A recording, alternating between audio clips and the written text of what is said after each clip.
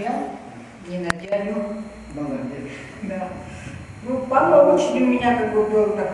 Я сказал, что Джон Владимировна бизнесменша, просто нас помню. Нет, ну, воспитание, извините. Ну, как бы папа очень любил музыку, он нас тоже приучал, он, как бы, мне музыка не дана, не вид на ухо наступил.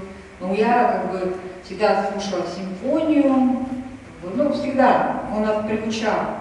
Сам по себе он был всю жизнь массовик-затейник. То туда поедем, то в Казахстан, то еще. И вот бегали.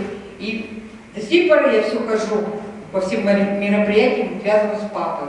Вот, ну, как бы, всегда вспоминаю его, как бы, и внук очень, ну, как бы, гордится, любил дедушку. Ну и папа очень любил, он же первый внук, он всегда ему там, будешь не слушаться, буду тебя за ухо дергать, и он постоянно его дергал.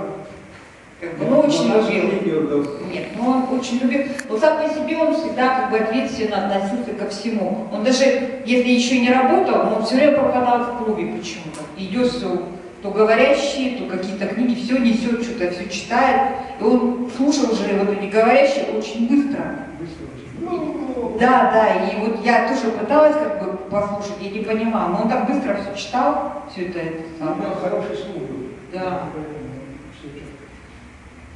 До самого последнего он все время любил познавать и слушать, все узнавал. Ну, очень спасибо за ваши воспоминания, как бы, и такие все как бы фотографии смотрю, и как бы все то, что все родное, и все те же лица, все как бы как вот с детства все это помнится, ну, как бы всегда это было. Спасибо. Спасибо, ну и, конечно, про Семена Романовича я про старшего брата много говорить не могу, наверное, не этично. Я попрошу сказать теплые слова Александре Владимировне Романовой, нашей дорогой Александре Владимировне. Она супруга нашего дорогого Валерия Ивановича Романова.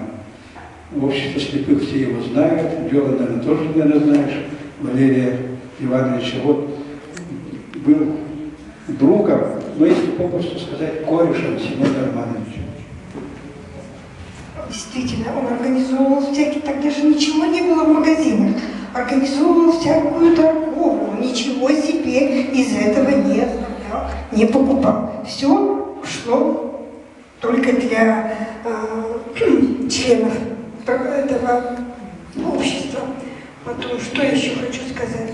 Ну, вообще обо всех хочу сказать. Я вот их всех знаю.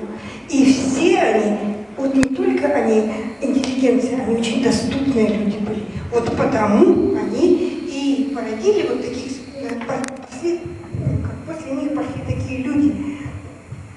Потому что они, правда, были доступны. У меня создалось впечатление, что эта школа, это была как одна семья. Потому что все какие-то однотипные, ну и такие грамотные.